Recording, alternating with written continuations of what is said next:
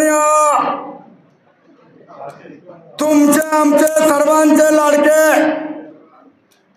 आणि सर्वसामान्य माणसाला नेहमी भेटणारे आदरणीय शिवाजीराव दादा आढळराव पाटील या तालुक्याचे कार्यसम्राट आमदार आदरणीय अतुलशेठ बेनके साहेब, त्याचप्रमाणे माजी आमदार शरददादा सोनवणे, त्याचप्रमाणे बीजेपीच्या आशाताई बुचके, स्टेजवर ते सर्वच मान्यवर, खरं तर या ठिकाणी निरगुडी पाडळे गणातील सर्व कार्यकर्त्यांनी आपल्या या ठिकाणी विचार विनिमय केलेले आहेत. अजूनही लोक या ठिकाणी येतात. मी खरं तर या ठिकाणी दादांना धन्यवाद देईल की दादांनी 15 वर्षामध्ये पश्चिम भागामध्ये मगाशी दत्तानी आणि भाऊनी उल्लेख केला, जिथं रस्ते नव्हते तिथं रस्ते पोहोचवले आणि म्हणून आता जनतेचं ठरलंय विकासाला मत द्यायचं. आमदार अतुलशेठ बेनके साहेबांनी खरं तर अजितदादांच्या माध्यमातून जुन्नर तालुक्यामध्ये विकासाची गंगा आणली. आशाताईंनी त्यांच्या माध्यमातून आणलं, शरददादाने आणलं. सगळी नेते मंडळी या स्टेजवर आहे. खरं तर काही लोक म्हणत असतील वादळ कधी येतं, कमी दाबाचा पट्टा निर्माण झाला का वादळ आला. आणि म्हणून खऱ्या अर्थानं तुम्हाला मी विनंती करण्यासाठी या ठिकाणी आलेलो आहे. प्रचारामध्ये आज करायला सुरुवात होते. अनेक दिवसापासून आदरणीय या महाराष्ट्राचे उपमुख्यमंत्री आणि एकात्मृत आदरणीय खरं तर अजितदादा पवारांच्या माध्यमातून अतुलशेठ बेनके यांनी खूप अशी कामं काही चालू आहेत, काही आता आचारसंहिता संपल्यानंतर त्याचं टेंडर होणार आहे. सर्वात मोठं काम गेल्या अनेक वर्षापासून भीमाशंकर ते त्र्यंबकेश्वर हा जो मार्ग आहे तो केवाडी आणि चावंडचा पूल, त्याला 50 लाख रुपयाचं 50 कोटी गेल्या अनेक वर्षापासून लोक म्हणायची कधी होईल धरणाचा पूल. तो खरं तर आदरणीय अतुलशेठ बेनके साहेबांनी आदरणीय अजितदादांच्या माध्यमातून ते आचारसंहिता संपल्यानंतर त्याचं वर्ग अडवणार आहे आणि सर्वांचा आपला 40 गावचं अंतर हा वाचणार आहे. पण तो पूल व्हावा म्हणून कोण कोणाला वाटतं जरा वर हात करा बरं. कुणा कुणाला वाटतं केवाडीचा पूल व्हावा, मानवी धरण वाटला, कुणाला वाटतं नाही वाटत का?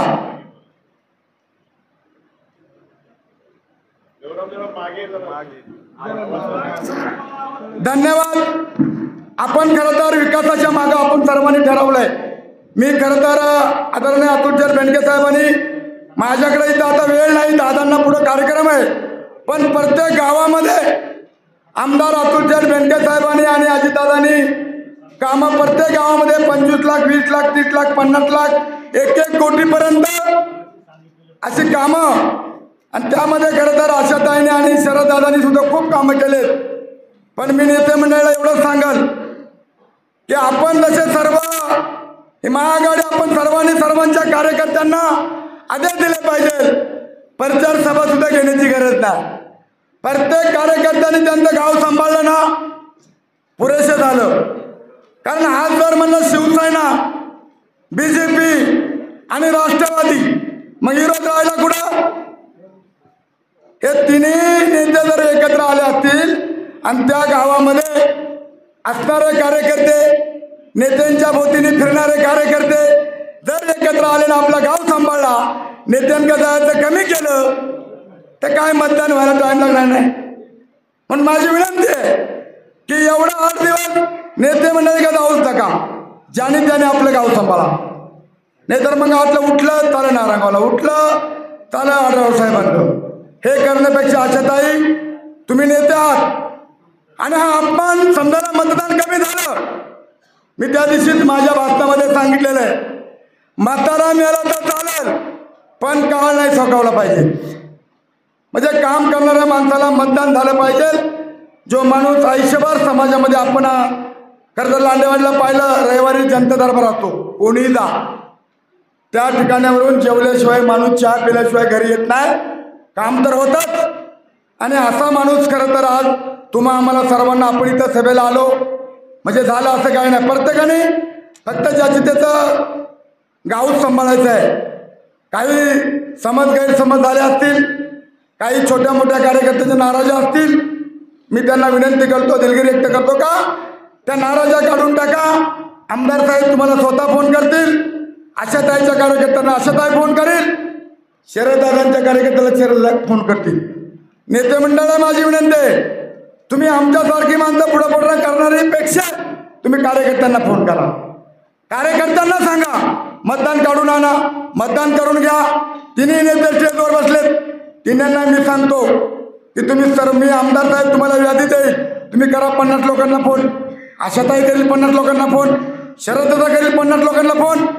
सर्वसामान्य माणसाला फोन केल्यानंतर त्यांनाही वाटेल आमच्या पक्षाच्या प्रमुखाने आम्हाला फोन केलाय, आम्हाला प्रचाराला मतदानाला जावं लागेल.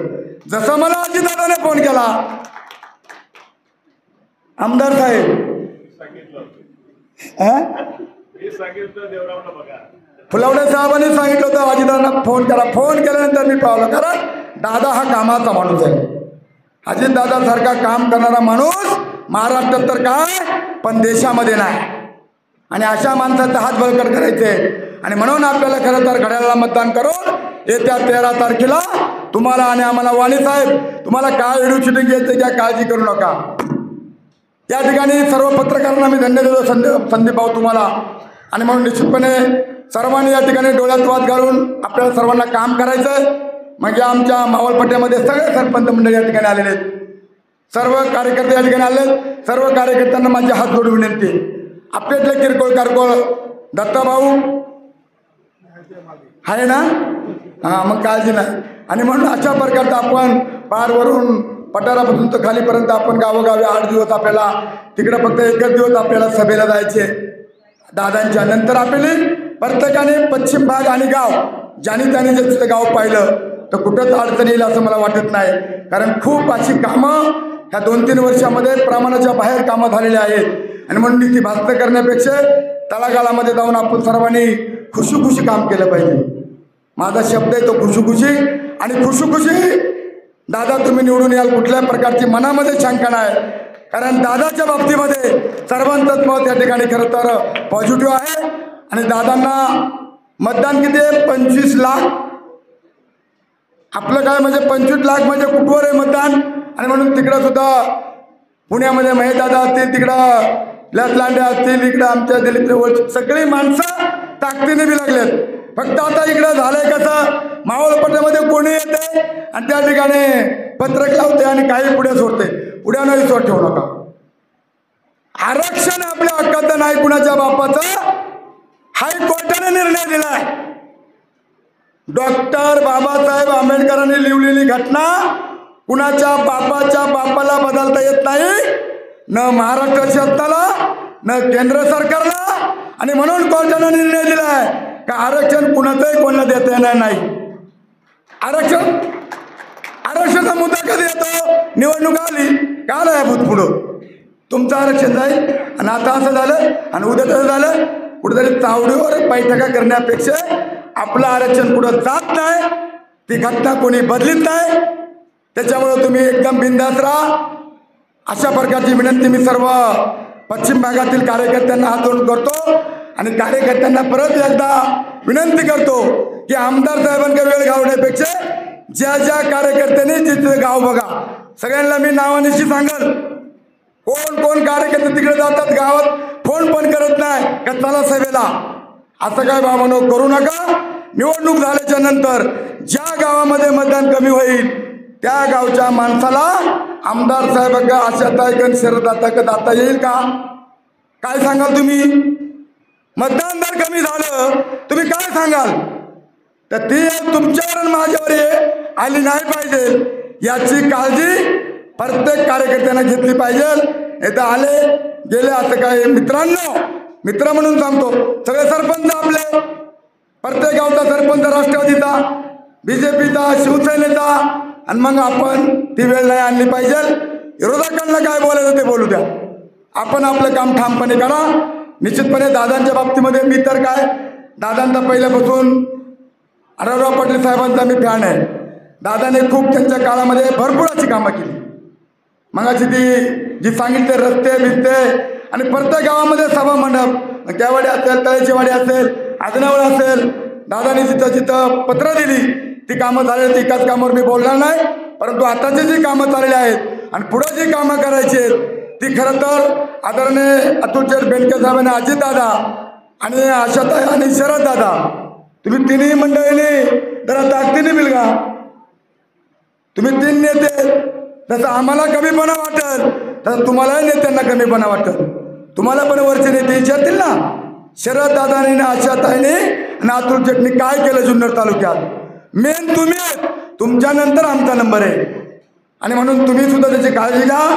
प्रत्येक कार्यकर्त्याला नेत्यांनी सांगा, जसं तुम्ही आम्हाला सांगता ना तसं तुम्हालाही सांगणारे वरून दिल्लीमध्ये, मुंबईमध्ये नेते बसलेत, त्यांचा तुम्ही आदर ठेवा.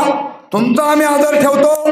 सर्व कार्यकर्त्यांनी ताकदीने बिलगा आणि निश्चितपणे आपण सर्वजण या ठिकाणी आलात. खरं तर आमदार साहेब, हिरड्याची खूप गर्दी आता या ठिकाणी सीजन आहे. प्रत्येक माणूस सकाळी 6ला उठला का डोंगरो हिरड्या याचायला. त्याच्यामुळे ताई थोडंसं लोकांमध्ये कसं संबंध झालाय. आज हिरडा म्हणजे हा वर्षाचा पीक आहे. जर हिरडा गोळा नाही केलं तर वर्षभर काय खायचं. आणि त्याच्यामुळे सर्वसामान्य माणूस सगळा हिरड्याला, आपण कोणत्या गावात जरी गेलो तरी माणूसच भेटणार नाही. सगळी दारं लावून जो तो हिरडा तोडण्यासाठी हिरड्याला गेलेला आहे. तरी पण महत्त्वाचे कार्यकर्ते या ठिकाणी आलेत, त्यांना सर्वांना मी धन्यवाद देतो. माझ्याकडून काही, मला एकतर उदारीच बोलायची सवय नाही, म्हणून माझं काही चुकलं असेल तर मला माफ करा.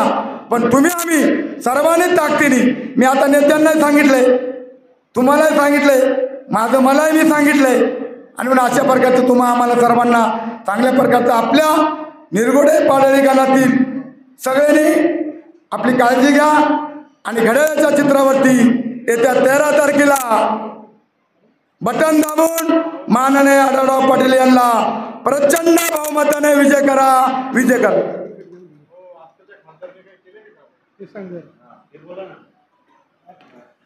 आताचा खासदार फोनच नाही उचलला, कधी बिचारा आलाच नाही. उगाच कशाला ओळख करून देतो दादा. 5 वर्षामध्ये कुठे जर आल्या तिथे दाखवा. त्यामुळे तो विषय आपण उगाच एखादं करण्यापेक्षा आपण काय करायचंय. आता तुम्हाला माहिती आहे, तुमचं कुठे गेलं तरी नाव निघतंय. इथं आढळराव पाटीलचा सभामंडप आहे, इथं देवळ्याला रस्ता गेलाय, इथं आंब्यातीला रस्ता गेलाय. हे सगळे रस्ते दादा तुमच्या गावात, तुम्ही आज कोटमवाडीचा हडसरचा रस्ता दादा किती ताकदीने तुम्ही केला. ही कामं जी आहेत ते आहेतच. उगीच आपण फक्त आपल्या कार्यकर्त्यांनी, आपल्या माणसाने काय केलं तेवढंच सांगा. ज्याने काय केलंच नाही त्यांची त्याला ओळख करता. असो, परत एकदा मी सर्व आलेल्या कार्यकर्त्यांना धन्यवाद देतो आणि थांबतो. जय हिंद, जय आदिवासी.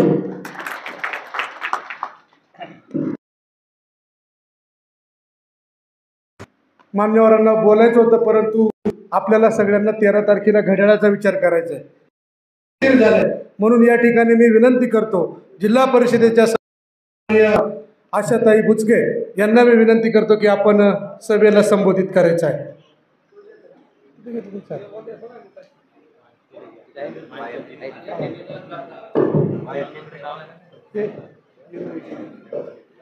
महाराष्ट्र